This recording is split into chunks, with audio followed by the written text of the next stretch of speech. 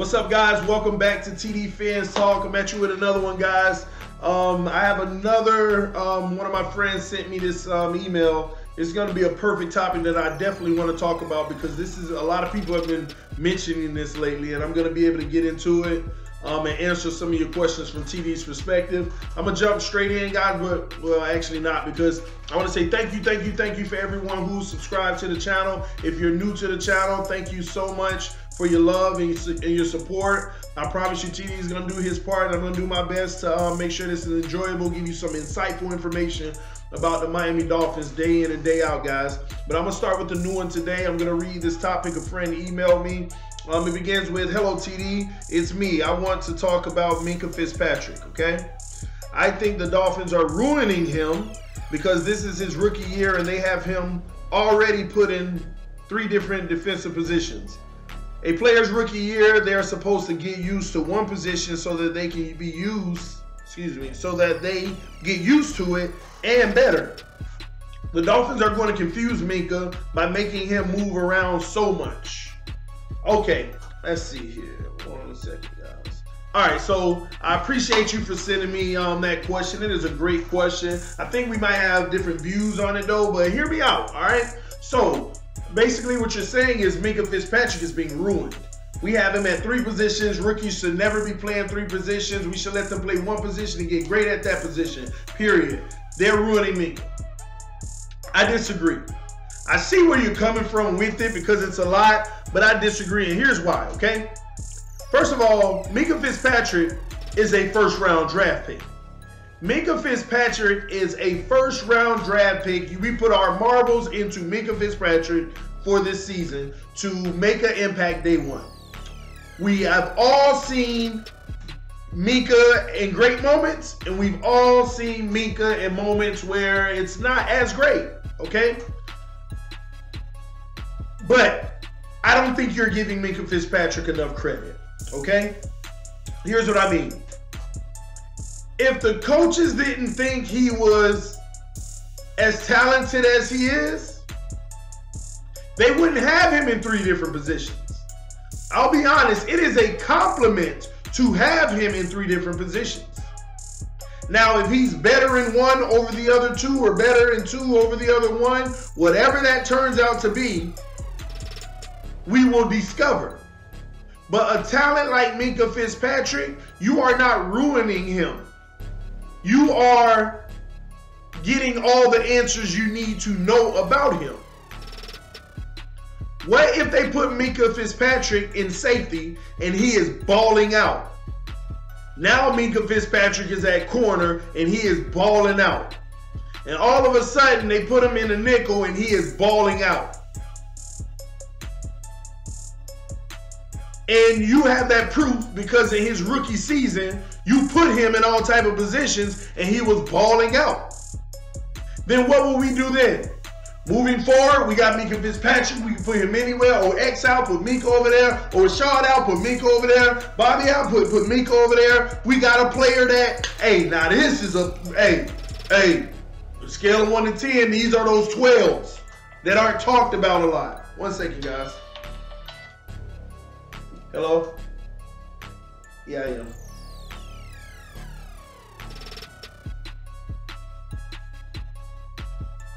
No, I'm good. All right, thank you. Love you. Bye-bye. All right, guys, so if he would have did all that, we would have been like, Minka is balling out. We got Minka Fitzpatrick. He is the best corner safety nickel there is in the NFL. We'll be hooping and hollering and be like, this is that talent. This is that talent that's rare, that once every 5 years you get one in the league. The J.J. Watts of their position. You know?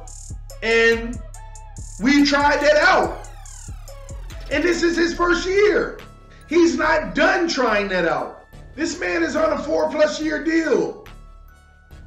We can afford to try him out. We don't care anything. See, we're looking at it from an organizational standpoint or a player's ability to be a superstar standpoint. 2 different things there. Are we looking at it from the player standpoint, development, or finding out who we got, utilizing them, this and that? Or are we looking at it from, oh, we're holding him back. He could be a superstar and be famous, and the Miami Dolphins got Minka Fitzpatrick. I mean, how are we looking at it? If we're looking at it that way of superstardom, of course we're holding him back. But if we're looking at it as, hey, let's test this guy all season and see, and let's find out how good he really is. We know he's locked down in the nickel. We know that. We haven't had any problems from Minkah in the nickel. We know that at corner, he covers well, he sticks with his guy, but he gets too many pass interferences because they won't allow him to be physical. Still a rookie. We know in the safety, he's between how he is in the nickel and between how he is at corner. He's playing decent safety work. Let me not even say decent. I'll give him better than decent, actually, at safety. He's been playing some good safety. Not Rashad Jones type safety. I mean, you see what I mean? So, we can't forget that it was all good about a week ago. That's kind of how it seemed. Like, week 4, we were still high on Minkah. He was in the nickel. We get a few injuries. He's taking over for Bobby. He's taking over for Rashad Jones. These were moves that had to happen. By the way, it's not like, oh, let's experiment with him over here today. Let's experiment. These are moves that had to happen. We felt he was better suited in the position than Rashad's backup. We felt that he was better suited in Bobby's position than the backup. So don't forget that. And then when some of those guys come back, we still have them out of position. We're one season in, just like you said. They're just getting answers. It's not killing us to death, but they're getting answers. So at the end of the day, look for next year for Minka Fitzpatrick to have a defined role on this team. Because based off of what I'm thinking, because it's still 3 weeks left, right? What if Minkah comes out in this game, just hypothetically, y'all? Hypothetically, he's playing corner in Xavier Howard's spot. And what if he has an Xavier Howard type game? And even better. Let's just say that happens. Man, Minkah was balling that corner today, and then the next week he has a really good game. And the last week he has a really good game. We're in the playoffs, and we feel like Minkah's a lockdown over there now. Not saying that's gonna happen, but it's possible. So let's also not forget about progress and getting better at a position as time goes. This is first season. We're trying to get a player better at different things as it goes. But what if he turns out to end up being that great corner, that great safety, that great nickel, no matter where you put me? When are we gonna, that semi-Palomalu? Being everywhere around the field. And then one day actually being just a free safety, he get Jerome. Our defense that tight, the line that tight and everything, we can allow safeties to roam. Go help here. Oh, you want to go blow that up? Oh, they beat me, but we still good. You know? And who knows? But it's too early to call any of that. Messing up his, let me see. We're ruining, and by the way, we're not confusing the young man. It's not like he's getting lost on coverage. He's with his man every time. He knows his assignment. He's actually running with them and not like getting kilt beat, you know? So we're not confusing him. He knows his job. It's just a weather of his hands, coordinated with the ball. He's in new positions. Let's see what a first round pick can develop in. A first round pick shouldn't be that guy we brought in a lockdown corner. He's a first round freaking pick. He better be a lockdown corner. He better be a complimentary nickel. He better be a backup safety. He better be a first round pick. He better be all of that. He's your first round pick. First round. He better be every bit of that. When we draft a linebacker in the first round, he better be a good nickel too. And he better be a freaking Ray Lewis on the run. Come on, man. That's what you want. That's what you look for. Don't think, oh, he's a good talent at that one position. You're a first round pick. We need to see what all you have. What are those little weapons that come with first rounders? those little extra this and that oomph, you know, whatever. Come on, man. It's the first season. Let them do all the experimenting they want to do. Eventually, we'll have our answer on what he needs to do and where we're going to put him, and whether that's one position or multiple positions, it will be more defined next season. Now, don't get me wrong, we do got Burke back there, so at the end of the day, this might go on for the next 4 years and we just be sitting here and then I'm like, it's not that you're wrong or right. Then I would be like, I did not count on Matt Burke to keep doing the same thing. I thought this was an experimental trial to just see the talent he is, bounce him around, and let's move our athletes in the best positions. But if this start turning into one of them things, why is Minkah right there if Xavier Howard is back? Why is Minkah back there if Rashard Jones is back? Why? Then it's like, okay, something's not adding up here. You had time to experiment through those injuries and still do. But as time goes, I keep telling y'all, Minkah belongs in the nickel though. People keep on saying, and I have a lot of resistance on this, people keep saying Minkah should be at safety. Some people I've seen, man, Minkah needs to be a corner. You haven't been watching these games. But anyway, his best position is at the nickel, man. But we're not ruining the man. We're not ruining him. 3 positions, you're a first-round pick. Let's see what you can do. You're an athlete. You can play. He can play all, that's the thing. He can play all 3. But it's not as easy. His biggest strengths is like agility, being able to switch directions fast. Oh, he going there. Oh, he switched. I'm with you. You know, I'm man to man. I'm following. I'm a shadow. That's what secondary work is about. Just being a shadow. And if they make the perfect throw and perfect catch, you can't beat that. But just be a shadow, because any imperfection in that throw, oh, you done messed up. Any imperfection in that catch, with me shadowing you, incomplete. That's the real definition of bend but don't break. Hold on, guys. Hello? Yeah, we do. All right. Bye-bye. All right, guys. But listen, man. Minkah's gonna be all right. Let him play around with him. As long as this ain't a long-term thing and we're just getting answers, but we shall see, man. But this is TD Fans Talk. Y'all, I just wanted to answer that because a lot of people been asked about Minkah being bounced around and stuff like that. Hey, that's what comes with being a first rounder. You know how many first rounders get drafted for one thing, but they end up playing another? Look at Laremy Tunsil. Don't forget, when did Laremy Tunsil play his rookie year? Wasn't Tunsil our first round pick? Tunsil was at guard. We put a born left tackle at guard, and he had to improve and figure it out. He had to improve and figure it out. And he improved. It wasn't sweet at first. Come on, y'all. Y'all don't remember? Let's go back in history. It ain't long ago. Laremy Tunsil drafted left tackle. A steal. We got him at 16 or 17. I don't remember what the pick was. 15, 16, or 17. Whatever. But the first round, and he was a steal. They were saying he should have went 3rd or 5th or 9th. But when the video released of him with the bong and stuff like that, and released the night before the draft, he was sabotaged. It was intentionally released when it came out, and they got the story behind it to sabotage a young man. And what team took a chance? The Miami Dolphins.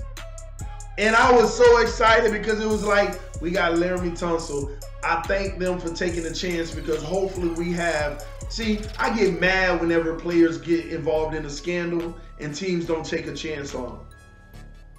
That really bothers me. It bothers me that you don't take a chance on them. Let me tell you, I don't care how bad it is. I don't care how bad it is what they did because I'm not their judge. There's only one judge, and that's what I live by. There's only one judge. I'm not the man to judge them. But I can be the man to help them. I can be the man to help them. I don't know why football teams, and it just, to me, it speaks to the organization. They don't care. It makes me feel like they don't care about these players, man. Like an organization should say, here are his issues, let me sit it right here. His football playing ability, let me sit it right here. Let's look at this first. Before we even get there, because that won't even matter if we don't even want that. The player is the player. Look at the player. Can he help this team? All right. Since we feel he can help this team, let's look at his issues. And we don't look at his issues as a sense of, all right, no, that's this and that and this. He shouldn't have never did that. Forget, no matter what the issue is, what you have to do is don't look at the issue. Look at what you can do as an organization. We already want you as a player, and since we want to invest in you, we also want to help you off the field, no matter what that is. And then you evaluate, do we think that we can help this guy? Forget, we don't think we can help the guy because look how this guy acts. No, do we have what it takes to help this guy? And then that's when them coaches and stuff like that stepping up. I got what it takes. And you go in there, you talk to that guy. Listen, we want to bring you in here. But here's the deal. We also want to help you and become a real professional. To not have yourself in any situations that can come back and show your family in a negative light. Are you the type of guy that we can help do that? To turn it around and be a mogul in this game. Be a guy who kids can look up to in this game. And you look that man in the face and you see if he's sincere about doing that. And Tunsil from day one, yes sir, yes sir, yes sir. I hear all these sirs and stuff. There's certain indicators for people that you know that they have a foundation of knowing what was right from wrong when they were young. Now, there's some people in this world, they don't. You can tell that from the get-go. And those are the real ones you're going to help. But sometimes that help is taken the wrong way. But this young man was, yes sirs, a lot of respect in his voice, a lot of humility in his voice. Have we heard one negative thing about this man? And I don't know how many years has it been now, but have we heard anything negative about this man? Came in, proved all the people wrong who said that Miami, and then they got on Miami. Miami brings more problems. I mean, look at our near history. The whole bullying, I mean, we got a history. And then they went and got Tunsil. The media ripped us up for a little stint there about that. But they not gonna double back today and get this man his due and his recognition and the organization. So Tunsil's turned into a real professional, a real man. And I'm so glad my franchise, our franchise, allow him to do that.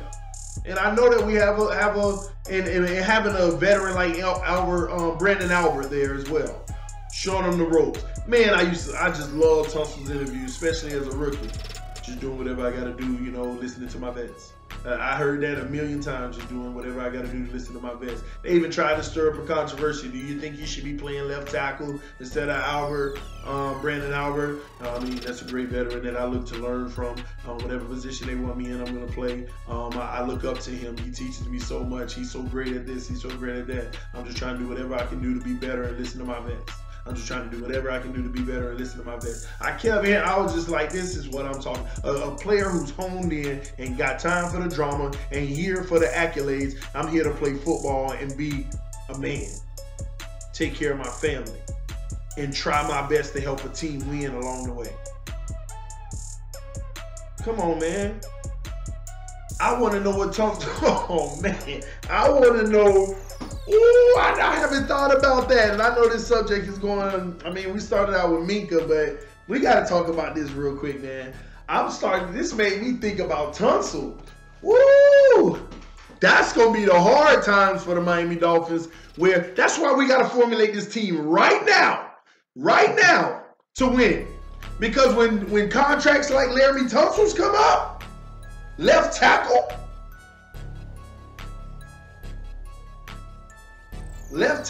man, we better get it done now.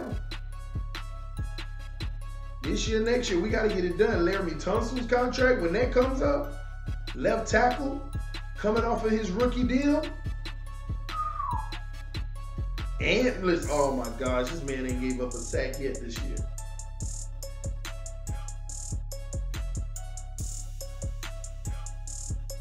those are the moments where it hurts, y'all. You got, I mean, to be honest with you, he keep on this pace, he going to be he going to the Pro Bowl at this pace. But he keeps up like this, he going to be revered, man. As a premier left tackle in the NFL, when I say premier, top 5. And you know the money we're going to have to pay? And how that's going to, see, and that's the difference. That's why you can't pay a receiver $14 million. Because if you paying a receiver $14 million, ain't no such thing as keeping Tunsil. Because that means you got bloated contracts all over the over the team. All over the team. When you pay Tunsil, y'all gonna really see where our team goes. This is why you have to pay players what that position says you pay them, not because they're that individual superstar. Trust me, man. You got to build a full team, but that's going to be an interesting contract, Laremy Tunsil. And I'll even go out on a limb. If he continues to play like this for the next few years, and they literally revere him as the best left tackle in the NFL, because y'all don't forget, the man's getting better and better. He's still telling you, I'm working on my craft, trying to be better and better. Humble. Just keep on telling you. And silently, under the shadows, we got like a gem on the team shining so bright, and the whole league takes notice, but we not taking notice like that. All we're saying is, Laremy Tunsil, man, he's balling.